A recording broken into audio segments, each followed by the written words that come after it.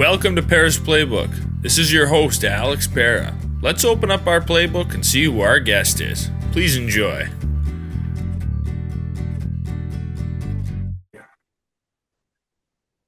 Welcome to episode 216 of Pera's Playbook. Today, we're joined by Andy Stahl. He's an actor who's been in a variety of TV shows and movies. We're going to dive into his career and some of those pictures that he's been in. We're happy to have him on. How's it going tonight? Oh, it's great, Alex, and I appreciate your time and attention, and my best to your followers. It's an exciting venture you're undertaking here, and it's something that when I was your age and would never have been fathomed. I know, and As you now it's crazy. You could talk to people in different states around the world, and commonplace, isn't it something? Yeah, it is. It's yeah. I've wonderful. seen a lot. Like I say, it's gone a long time since the party line I had growing up. Yeah. Most people don't even know what that is, but I don't know if do you know what a party line is? Nope. Oh, okay. Well, growing up in rural America, growing up in rural Kentucky, you didn't have your own phone line. You'd have one line, and it'd be about maybe three families, sometimes seven. Ours had seven families on there, so you had to kind of pick up the phone and hold it and see if you hear anybody talking, and if there's not, then you can dial. If somebody's talking and you can't call, so. So you sit there and wait, and then some people talk too long, so you're kind of checking it again, and then every once in a while you kind of have to give them a hint, so you go, and then put the phone down, and they go, "Oh, I guess we better go here. Sounds like somebody wants to get on the phone." That's the way Wow. rural phones worked in Kentucky in the 60s. Wow, I've never heard of that. That's Yeah, crazy. the party line. Yeah. I actually wrote a song about it one time years ago. Yeah, that's crazy. You got to take turns, wait your turn to use the phone, and now everyone just Changed. pulls out their cell phone. They can talk to whoever they want, whenever they want. Oh yeah. And then of course there's always the busybodies that cover up and listen to see what's going on. And then you realize somebody's on the phone and they go, I think somebody's on the phone, and click. Yeah. It was it was quite a life. Oh yeah. You moved around a bit when you were a kid because your dad was a pilot. I Is that did. correct? My dad was an airline pilot, and this was his home, Kentucky.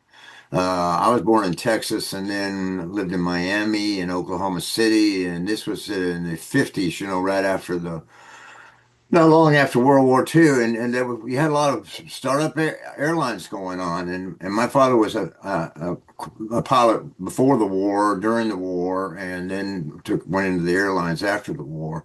So, but his parents got up in years; they were getting into their 70s and needed help back home. So I was about 9 years old. We packed up and left the Bay Area. I was living out near Oakland, California, and moved to a farm. And so it was a trip. I went from being a city boy to a country boy just like that. So yeah, so I did that and made that change. So then how did you get into acting? Was that something you thought about when you were a kid? That that was an interest of yours?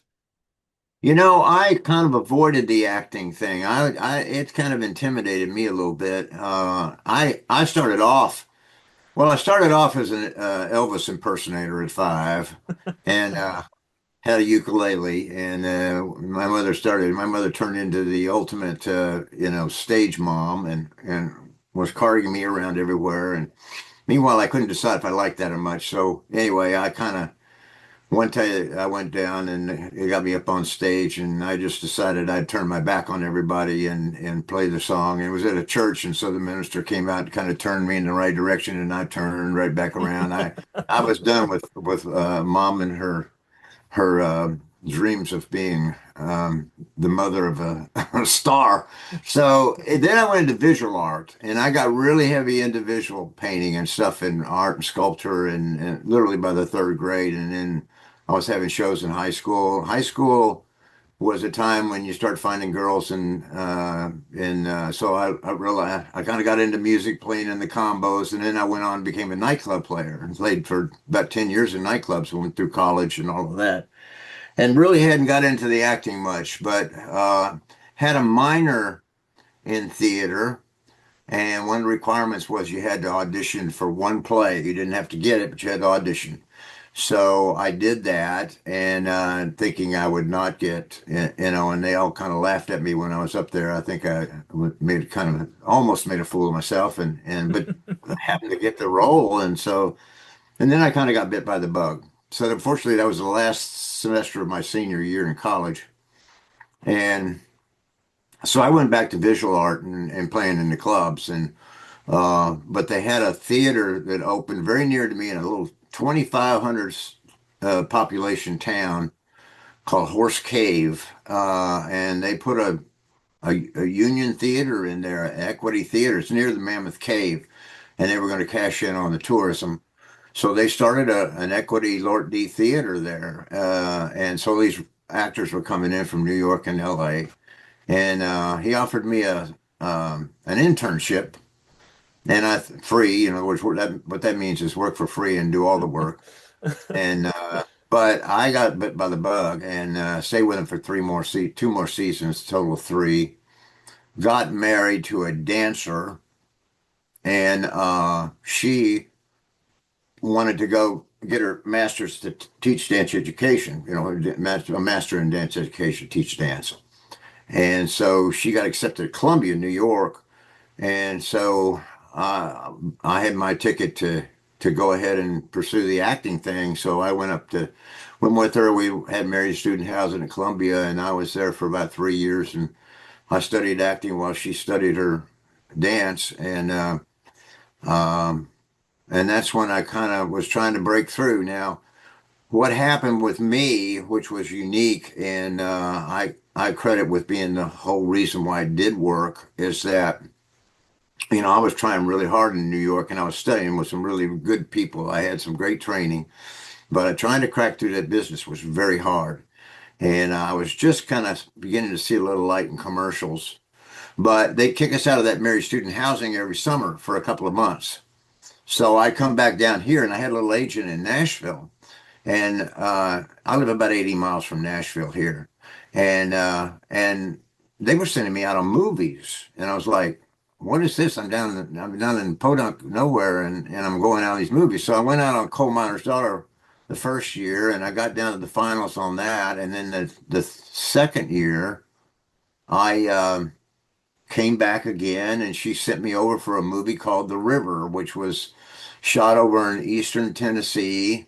And she basically said, I don't know if you really want to drive all the way over there. I was like, are you kidding me? I'll crawl, And so I went over there and I had some good training by that time and I went in and booked that picture. I sort of thought it would be a day in a scene. Excuse me. And come to find out it was 10 weeks. So I was on that picture for 10 weeks, which is a good run, real good run. I didn't have too many of those.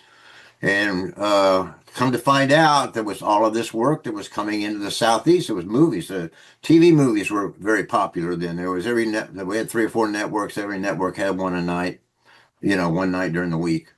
And commercials, regional commercials, and then the features were coming in. The reason for that was that the Southeast were the first states to go right to work, which meant that they didn't have to necessarily cater to the unions as much. They had to deal with my union, which was SAG, and they had to deal with the Teamsters. But the crew unions and all of that stuff, they didn't have to. So that was a big push, and so all this stuff was coming in there. And I kind of made a scratch my head a little bit and said, why am I in New York with all this down here? I ran into a caster while I was on the river.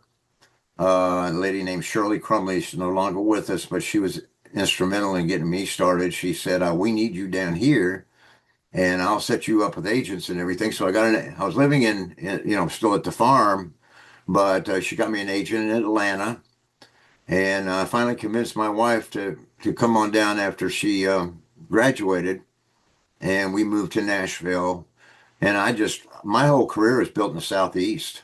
And I stayed busy, which is just almost hard to tell people because I know so many people that have tried so hard for so many years And I just had the momentum. I was the only one of, I don't, not aware really of anybody else that was down there working at the time that had trained in New York.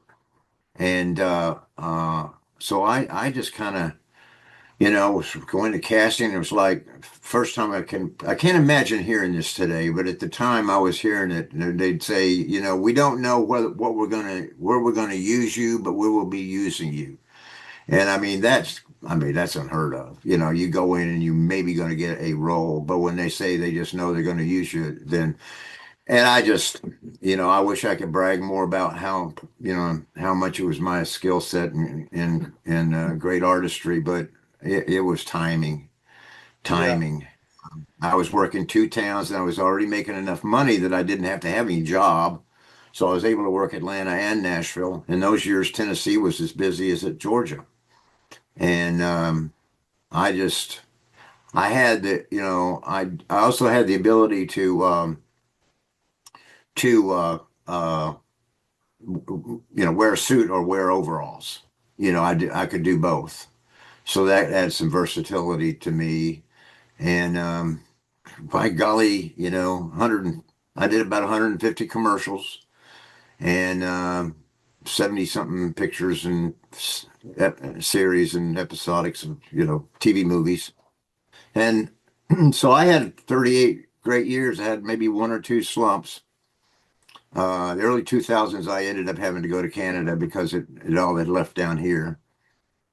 But I was only up there a couple of years back and forth before I came back here. And I'm one of the lucky ones, Alex. I'm just a lucky dude. Yeah. Very interesting, that you had your breakthrough down south when you'd been up in New York. And I know now the South is growing again in the film industry, TVs, movies are popping up all over in Texas and Atlanta and Florida again.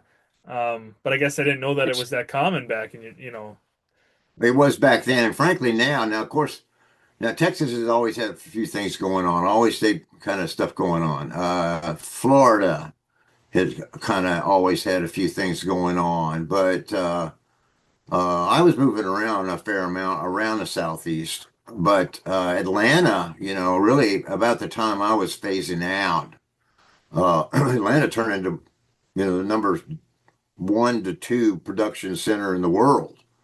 They built a bunch of huge studios down there, and it was rocking. Like I say, I was sort of in the tail end of that, and the competition got tougher, and they didn't want to. They were trying to get me without me travel, without getting my travel expenses and scale money, and so I kind of was beginning to phase away. Wasn't able to make that work for me. And now, they're Atlanta's taken a huge hit since the elections and stuff, and so it's just moves around. It's a business that this gets around lots of different places. I don't know what's going on in Michigan, but if it hasn't ever happened, it probably will. Yeah. Now I'm hearing I'm hearing that they're shooting overseas a lot. Yeah. And I guess Dublin's getting a lot of stuff and different cities and things. But you just never know where they're going to go. I remember everybody around here was anticipating. You remember a Civil War movie called Cold Mountain, based on a famous book. Mhm. Oh, Cold Mountain. It was a big movie, big cast, and it was a very popular book. And we were all, and it was set in Appalachia during the Civil War. And we were all sitting around waiting, for this. We knew Cold Mountain would be here, and we were all just eager anticipation of what might come from that movie. Well, they went in to scout some sites there um, in Appalachia, but they needed snow, and it just so happened when they went up there late in the year, there was no snow. And so they kind of had to do it. Anyway, long story short, they ended up moving Cold Mountain to Romania. They found mountains that were looked like Appalachia in Romania, and they even got the Romanian army to pay for its own uniforms, and the Romanian army was their extras. in that movie. So you just, you never know where they're going to show up. It's only a matter of time before they start figuring out a way to shoot in outer space, I guess. I don't know, but you just Yeah. don't know. Yeah. Yeah, I've talked But to a few actors that said that different movies were filmed overseas because it's cheaper to build the sets over there and pay workers over there and all this stuff. And it's kind of surprising some of the films. And I was like, what, that was shot in Romania? You'd never know by looking at the set yeah, or the scenery or anything, it looks, just look like Appalachia. I've been in it all my life, around it, and yeah, it worked. But yeah, and then they like I say, they got the army to supply their huge wardrobe needs. So, but they had a scene there at the first of it. There was very much a battle scene with was Petersburg, where they were held up there for about a year. The Confederate Army was, and so that's what this was all about. The beginning of the movie. Yeah, So anyway, you just don't know where movies are going to show up. right, right. Well, let's dive into a few of the films you've been in.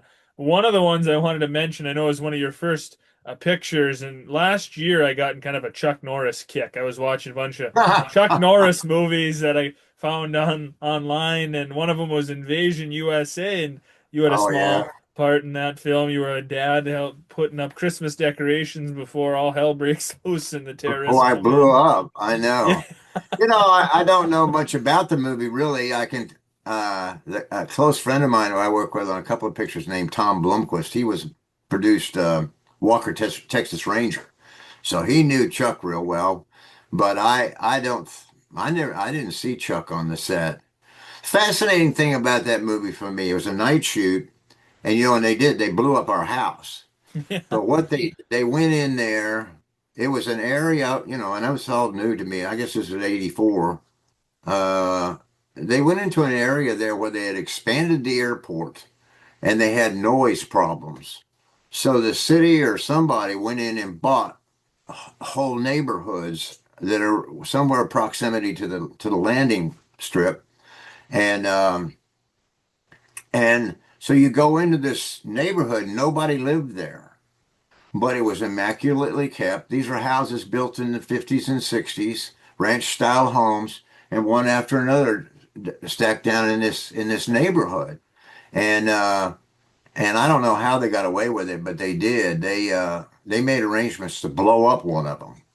So so yeah, I'd have to look at that thing again to see what it was about. But yeah, we were out putting up decorations, I think, in the tree out front of the house yeah. there, and then we start moseying in for the night, to go inside and get in the house. And we basically about shut the door, and that's when the house blew up. And I don't even remember why the house blew up. I don't know what it was about, but anyway, we blew up. So I had a couple of lines around the tree, and that was that. Yeah. That was my second feature. Yeah. I think you're in the movie your daughter is saying, "Daddy, can I put up the star?" And you say something about, "Oh, we'll do that after dinner and it's time to go in now. We're not gonna." And then they show the terrorist truck creep in and you guys, yeah, you shut the door and they start blowing up houses. See there, Alex, you remember it better than I do. I haven't seen it since I guess it came out, but Yeah. but I went yeah, that back and was watched the clip before we did the episode to refresh my good. memory. I bet I looked a little younger than I do now, right? Looked really good. I mean, the resemblance, I don't know. I don't know, Alex. 30 years, 40 years, a long time. Anyway, yeah, I So guess about 30. I saw another movie. I was astonished by the cast. I think it must have been one of those TV movies, the Last Days of Frank and Jesse Oh, James, and Johnny Cash, Chris Christopherson, Willie Nelson, David Allen Coe, Ed Bruce, and June Carter Cash. I mean, yeah. outstanding cast. Oh, it's fun. That's probably my favorite picture, even though it's a TV movie. And oh gosh, how do I say this? We got some, brilliant outlaw country music guys. I won't say that there were any Emmy award winning performances in this movie, but but I had such a good time, and I actually got to know the Cash family real well, and I stayed friends with them forever. Still close friends with their kids and the girls, and I don't know John Carter very well, but John's daughters. And but that was a movie where we shot it all around Nashville. I mean, we were robbing banks, we were having gunfights, we were fist fights, we were bank robbers riding horses. It was just a blast.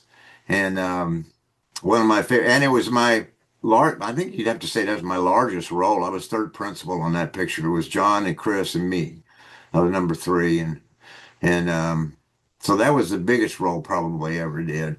But yeah, that was fun, and I got to know the Outlaws, and particularly John and Chris, and Johnny Cash was a big part of my career. He helped me a lot along the way. I thought the world of June.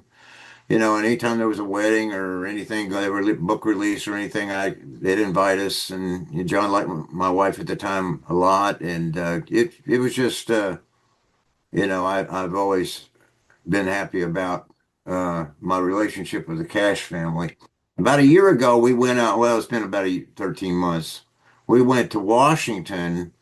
They dedicated a statue of John to be in the in the I don't know, we'll be in the rotunda or whatever, but they've got every state has got two statues up there, and Arkansas had John. That was his birthplace. And they put up a new statue where we went to the dedication of that, and the family was all there. And uh, I liked everything about it, but the $1,200 a night room that wore on me a little bit. But it was just a wonderful experience, and I thought the world of that man. He was a fine fellow. Phenomenal storyteller. I mean, great Oh yeah, songs. He tells such a great story, and a big Johnny Cash fan. All that outlaw music. I mean, that cast right there was outlaw country back in the day. Those guys were the pioneers of it. That's pretty cool that you got to be friends with the family. That's really neat. yeah, yeah. His three younger daughters. And I know Roseanne too. Our kids we were all raising kids. So we also had, pool days over at John's or over at Twitty's, or someplace, and we were, had the birthday parties in the park and that stuff. And so I knew her some then, but the three younger daughters I'm very close to and still stay in touch with quite often. Their husband, Jimmy Tittle, the bass player, or singer-songwriter, and he was bass player for John. He's probably been my best friend since I met him back then. Yeah. That's cool. Yeah, I'll have to watch the movie. I know it's somewhere online streaming because I pulled it up quick and kind of skipped through it, but I'll have to sit down and watch it. I'm Yeah. always up for a good Western too.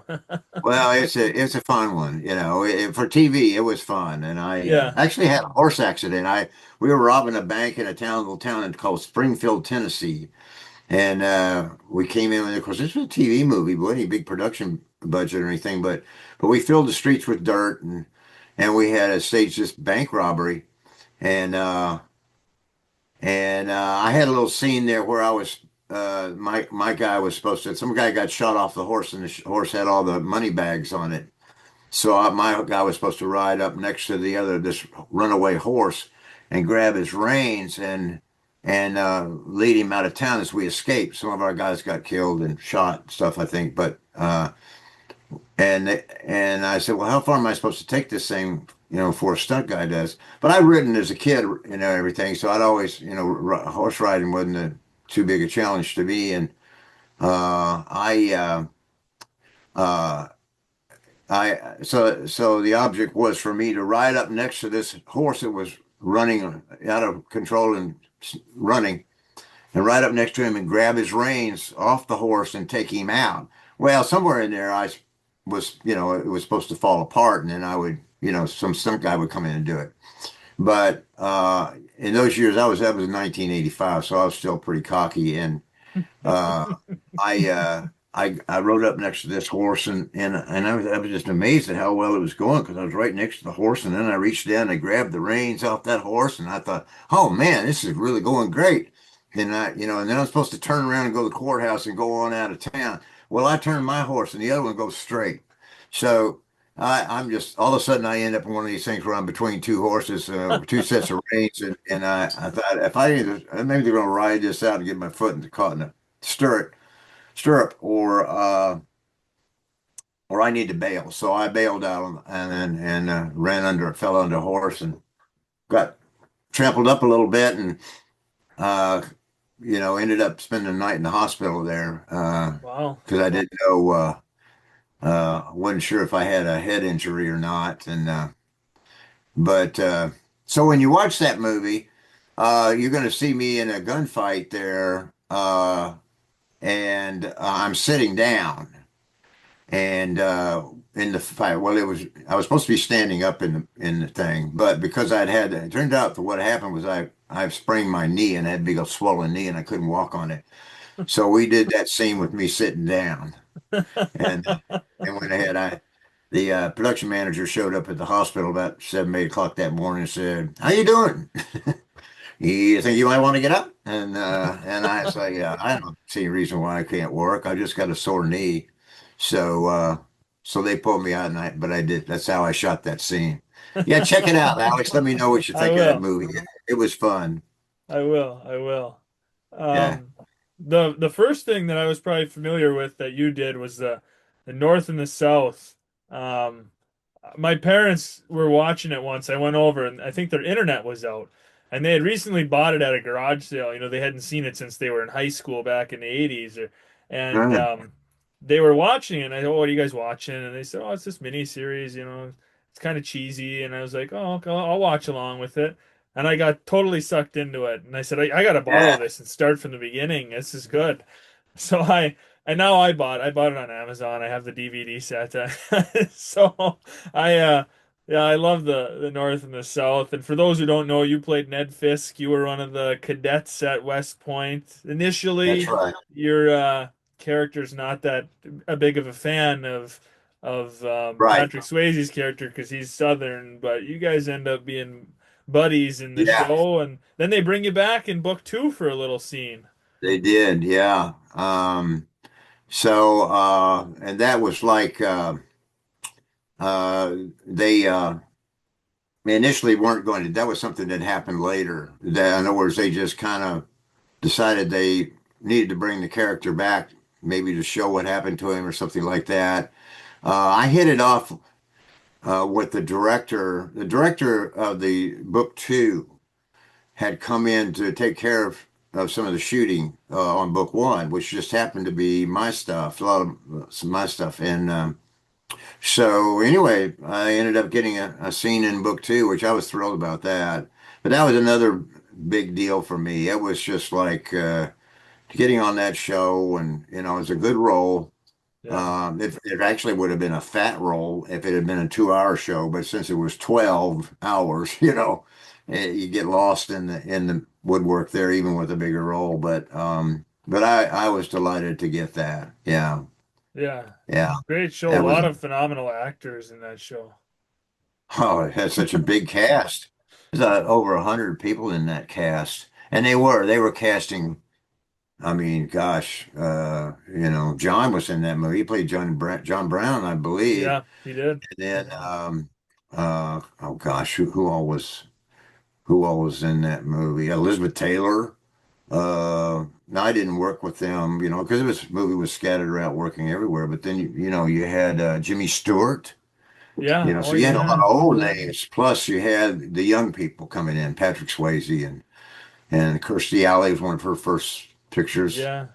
Um, and it just, yeah, you're right. Huge cast, And I huge know cast. the guy that played George's brother is big into Star Trek. I'm trying to think of that actor's name. The one that the George's brother, is Stanley Hazard, who was the one kind of running the foundry or kind of got crooked and tried to. That actor was really big into Star Trek, I think. I'm not a big Star Trek guy. I just know that he had some big roles in that. Yeah. Trying to think of what that actor's name is now. Um, Um, I don't know.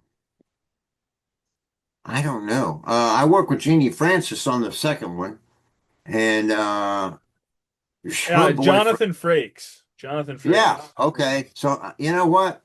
I don't think I realized he was in North and South. Yeah. Yeah, but he was Jeannie Francis's boyfriend.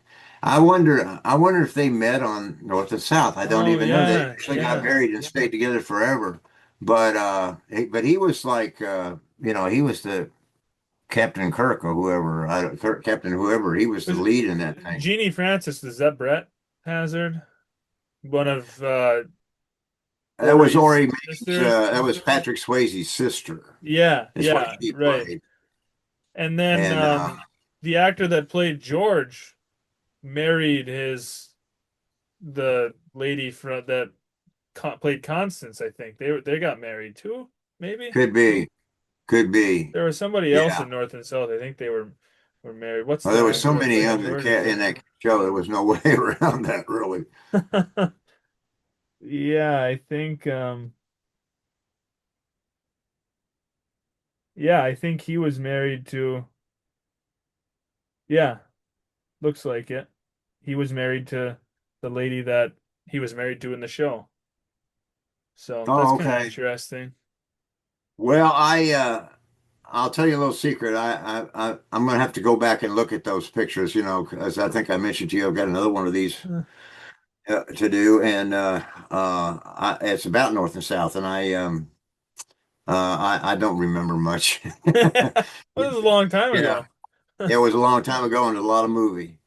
Yeah, But I had it was a dream time for me. It was really such a shot in the arm to work on that project. And everybody, everybody knew I was new and just getting started, and I hadn't been acting much more than a year as far as working in pictures, and so everybody was real supportive, and yeah, the cast, even the people I was working with, Patrick Swayze was, that everybody was sweethearts and really complimentary, and it was a big boost to my confidence. yeah. Big deal. Yeah. I read something that the outfit you were wearing was Oh yeah. Ronald Reagan's or Errol Flint, old actors that. So were these Yeah. reused costumes from other films? Yes, they do. And you'd be amazed at how well those costumes are made. I mean, they're like the real thing. So, yeah. Oh gosh, what was the name of that movie that Ronnie Reagan was written in the little thing in the back there, Yeah, and it was custom made for Ronnie Reagan. And there's a big giant warehouse. There's two or three of them out there, but one of them is called Western Costume, and it's just full of all of those wardrobe and all that stuff that they built, in Hollywood in the 30s, 40s, and 50s, because they were rolling over movies, 2 or 3 weeks on a movie, and they were back into something else. Everything was shot on those sets, in those studios in LA, or maybe locations, maybe a 50, 100 miles out. And they just they cranked out just a ton of costumes, and like I say, these are not fake costumes you see in community theater or something. This was the real stuff. So yeah, and I don't know, I kind of overlooked it, I guess, at first, and then I realized what I was wearing. And I had an outfit from Errol Flynn too, and Richard Crenna and Robert Duvall, who I later worked with, but some outfits, I think it was a vest that I wore that was made for Robert Duvall. But the one at the time that I shot North and South while Reagan was president. And it's funny. I was just thinking about it when all this kind of stuff kind of came back around with me, North and South and everything. And I can't believe I didn't write Reagan a letter to just say I wore your outfit in. And I wish I could remember the name of that movie. It was one of them was called "They Died with Their Boots On," which I think that was where the Errol Flynn uniform, because they also had West Point in the 40s, 1840s and 1850s, 1840s. I think. And of course, that storyline with North and South, they were in the Mexican War too. So Right. uh, it was that there were two movies that had uh, West Point pre-Civil War West Point storylines, and so they had all those uniforms there, and I had been cast a little bit early on that picture. Usually you go to work within 3 weeks of when you're cast, or a month, sometimes a week. But in this case, because it was such a big cast and such a big spread of work, I think I knew in March that I was going to do the role and start in June. So I had time to prep for that role and did a lot of research, and also decided I was going to drop 20 pounds. So I did. I dropped 20 pounds, and I probably wouldn't have worn the uniform, his uniform, if I had. So I'm kind of glad I lost the weight now. Yeah. No, that's really cool. Yeah, it was fun. It was pretty neat. Yeah, Right. And anyone who hasn't seen North and the South, it's definitely worth a watch. I mean, one of the best, highest ranking miniseries of all time. probably was. Yeah, it was kind of the pinnacle of miniseries. Yeah. Um, it was about with both books. That was 24 hours of television. So that was basically it. In those days, that was a series, Right. a year series. So it was a ton of stuff there. And anyway, I can't remember my thought, but it was a lot of stuff. It was just you know a major, massive production, and about that time, I think they started kind of drying up. People sort of got because you were that was the first case of like binge watching or streaming, so to speak, because people were they would be on their television watching the same show every night for like 4 nights a week, and then 2 nights the other night, and they were 2 hour, and they just get sucked in. Right. But I can't remember the name of the movie that ABC did the biggest of all miniseries, I think. And what was the name of that thing? It was something about a nuclear war. And Oh yeah. Chris Christopherson was the lead in that thing, and it didn't do well. It bombed, and so that put the nails in the coffin of miniseries. Right. They had such big budgets that when their audience left, they couldn't maintain that. Right. Yeah. So Yeah. No, there's not as many nowadays, and there's now it two seems like night a lot of minis. what? I just said like 2 night minis and things like that. Oh And I yeah. think since streaming has come, I'm sure there are stuff that's more like a mini series, you know. Right. Uh, but for a while there, they were cold as ice. You just people didn't take any chance on them. Yeah, I suppose So some of the things would be kind of mini series. Some it's like 6 1 hour episodes or yeah, 10 30 minute episodes and they release it all at once, but that's not necessarily the same as what you were doing with North and no, South. no, no. And I don't know what was going on then, but there was something. It was just an experiment in keeping audiences for long times. When I was in New York, before I worked on North and South, they had a Broadway show up there. A takeoff. I think it was Charles Dickens, yeah, Nicholas Nickleby, and that was 8 hours, I think, or 6 hours of a Broadway show, and you had to get to watch to see Nicholas Nickleby. You actually had to go 2 nights in a row. You had to go one night and catch about 3 or 4 hours of the show, and then come back the next night to finish it. Yeah. And so it was a lot of that. It's sort of like that pre-streaming kind of mentality, binge watching. Yeah, for sure. But that got old after North and South. I think was maybe one or two others in there, and then it crashed. Yeah, yeah. Well, let's talk about just a few more things before we wrap up. I know another movie you had a small role, and I just watched it this week. You were General Nathaniel Greene in The Yes. Patriot, another Mel Gibson film. And you share a scene with Yeah. him where I you're did. kind of hollering at him about the militia being a bunch of bums or something like that. Yeah, I wasn't ready to bring the militia in. I don't know what Nathaniel Greene's real deal was on that. He was a fine general and probably Washington's best general and arguably better than Washington. But he was a Quaker, interestingly enough. So he got excommunicated from the church when he joined the army to fight in the Revolution. But he was he was kind of a Nathan Bedford Forrest guy, and that he really didn't know what he was doing, so he kind of made up his own deal, and that's when he started moving around Francis Marion and all of these guys that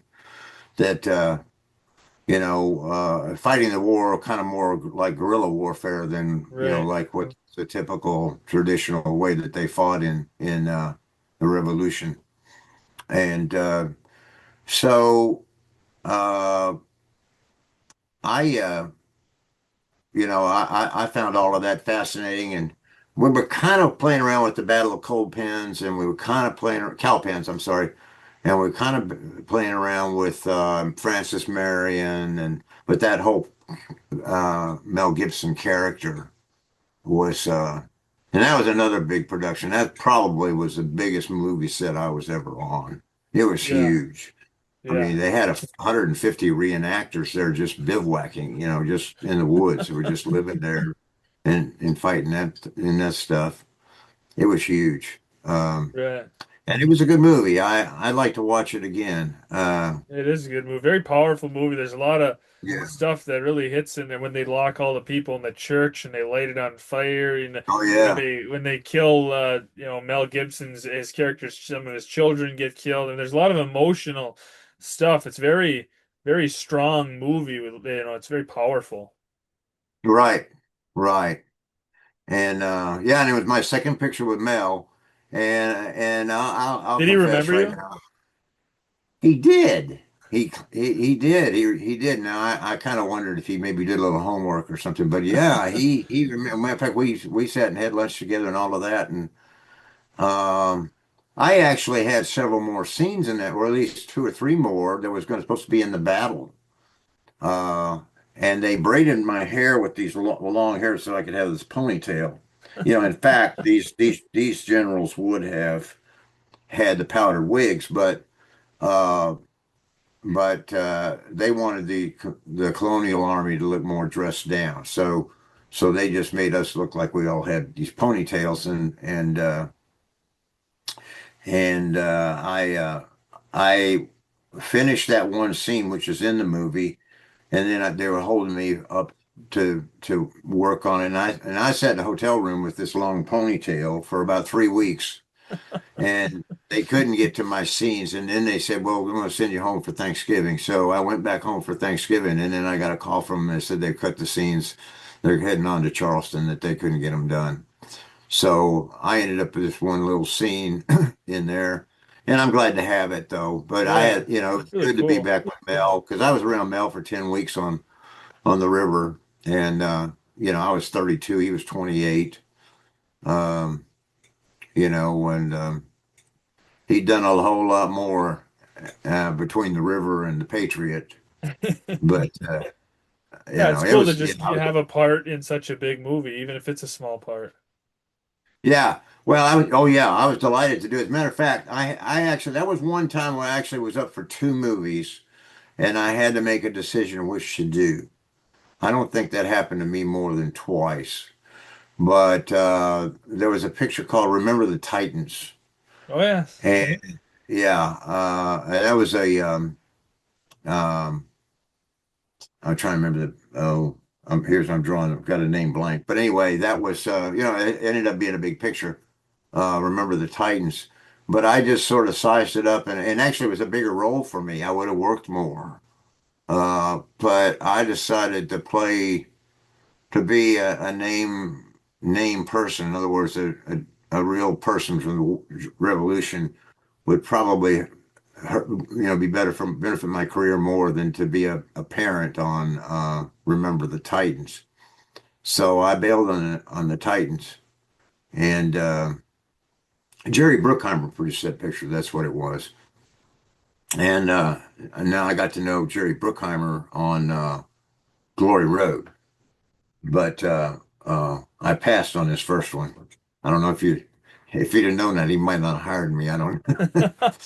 But Yeah, I remember the maybe, Titans did become a very big movie with Denzel and very popular film. But yeah, I think being in yeah, the Patriot, that another phenomenal movie, and yeah, that historical, getting to play a real person from history is you don't right. get to do that every day, so it's kind of a neat No, opportunity. no. I played a lot of real people, not that many that were famous, but I have played a lot of. It's interesting how often you do get to play people that really lived, and Right. yeah, like Glory Road. Uh, were you going to talk about Glory Road, or I did you mention? personally haven't seen it. My dad likes the movie, so I was just gonna Yeah, mention it quick because I know you'd been in it. yeah. Well, I'll tell you an interesting story about it. I don't know how our time's doing, but I was reading for that picture in New Orleans, we were going to shoot in New Orleans, and I was dealing with the caster on it. Is a guy that I've come to know well, and I got down to the finals, and I had to go fly down to New Orleans to do a final read, and he called me the night before I was to travel or whatever, or no, two couple of nights before, and just was talking to me. Of course, I'm near a town here in Kentucky called Bowling Green, Kentucky. And he was talking along, and he said, he's just another guy, kind of like from, just like a guy from Bowling Green, Kentucky. And and I thought he was kind of making reference to me. Well, at that time, I'm coming down on this road, and he's a real guy. And I start researching it, and I come to find out this guy, Joe Ray, uh, Joseph Ray was from this little town of Bowling. Well, it's 670,000 people now, but at the time it was, probably 35,000. Was from Bowling Green, Kentucky, born and raised. He went to the same high school I went to, and I was like, I couldn't believe it. So of course, I'm a little savvy on the casting by that time. So the first thing I did was go in. Do you know what, folks? This guy is from from my hometown, and then of course, you do a lot of research. I do. That's part of what I do, and so I got the name and number of Joseph Ray's uh, assistant. 'Cause he was a president of Texas Western. I played the president of the college, and and I called her to talk to her and find out more about her boss. And the first thing she says is, "Well, you sound just like him." So because of the dialect, the accent, and so yeah, I got to play some guy that was right there from my home, from Bowling Green. And That's he went cool. down. He graduated Bowling Green, went to Bowling Green Business College, got into accounting for a little while, and then traveled to Texas and started getting an education program. And he got his master's and his doctorate in about 7 years. And when Texas Western happened, which is the story of the national NCAA championship in 1966, where a first all-black basketball team won the NCAA and beat Kentucky, beat UK, and so that's what the storyline was to Glory Road. Yeah, And I'll have to yeah, watch it. it's a nice movie. Yeah, a nice movie. A lot of people in Kentucky didn't like it because they, we got a lot of hardcore UK fans in Kentucky, but Yeah. it was fun to be part of that project. Yeah. Yeah. And you were part of another big sports movie, kind of The Blind Side, but I mean you did a lot of Oh yeah. roles as principals. I know that's kind of a theme. Yeah. You've been in different movies and TV shows. You were the principal in The Blind Side, a lot of different films. How did you enjoy that? Just kind of being the principal guy or I don't mind. I enjoy anything that pays money. That was that wasn't too hard to figure out. But yeah, I'm sorry. What was your question? I'm sorry. I'm drawing a Just blank. like, did you enjoy, I know some people don't like when they get typed for certain roles. They're always the bad guy. They're always, I know different actors have Oh, talked about that. Did you mind being the principal, like all the no, time? because I was doing a lot of other stuff too. But yeah, I got a lot of principals and a lot of lawyers. But when the period stuff would come around, like Christie and thing, Christie, was a series, TV series, and it was set in 1912 in Appalachia. So, I did that stuff too. But I did do a lot of principals and college presidents and senators and, all that kind of thing. Yeah. Now, Blindside, of course, there again, I'm playing a real guy. Uh, so I made a little, Memphis is about 3 hours from here, and I had a friend I was traveling around with, and so we let you go down to Memphis and check out Graceland and Sun Studios, and then I think I'm going to go up to this private school, which was the set for The Blind Side, and meet the guy that I played. And he was still the president of that school up there, or still the principal of that. It was a private school, but he was the principal of that school, and so I had a nice visit with that guy. He was just getting ready to retire, um, and we had a nice chat. That was fun. That's cool. Yeah. Hey, I played you in a movie. Yeah, yeah, and I couldn't tell quite what he thought of the movie, but he was cordial and everything. And yeah, I'd say, I get more attention from the blind side than anything. And I worked on that movie for 8 days. Yeah, So it was like, that's it's hard for me to interesting. understand why I got so much attention on that movie. It just was a popular movie. Right. It really, really, everybody, a lot of people back in those days, people were buying DVDs to have, around for holidays and things like that. And The Blind Side was a big one for Thanksgiving and Christmas. Yeah. They sold a lot of that DVD. And so it was a big money maker for me. And I got a lot of attention from it. Yeah. Right. No complaints about that. Eh? No, no. Well, like I say, the money's the main thing, but Right. Right. yeah, As long as it pays a you, little right? recognition is nice too. Yeah, yeah. Yeah. Well, why don't we wrap up, kind of talk about what you're up to nowadays? I mean, you said you're on your farm? I am. And I really kind of quit working about 2019, uh, because COVID hit, so everything was shut down. And then we went on strikes, writers had a strike, we struck. And there was a weird climate out there, this whatever this cancel culture thing was about. And the other thing was, and so I just, and then Atlanta was getting harder for me to work out of because they didn't want to pay my expenses.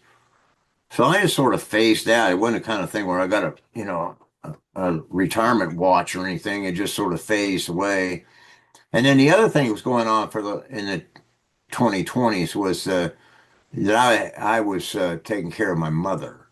My mother had passed away a year ago, April. She was 105. And Wow. she lived by herself until she was 104, but there was still an awful lot to take care of her. So it was hard for me to ever think about breaking away for more than an overnight. And so that was another reason why I sort of phased it out. And I was happy to do that because, like I say, I think I told you I was a visual artist and a musician before then. So I've always kind of thought when I slowed up on the acting, I'd go back to that stuff and pick it back up. And I've been doing that. But to address your what I'm doing next, I've got this. I started about maybe 2 or 3 months ago. I started a Facebook page. Here's got a little card here. Let's see. I don't know if you can let's see what lighting Yeah. working here. Oh, Yeah. there you go. And then it's called Beg to Differ Initiative.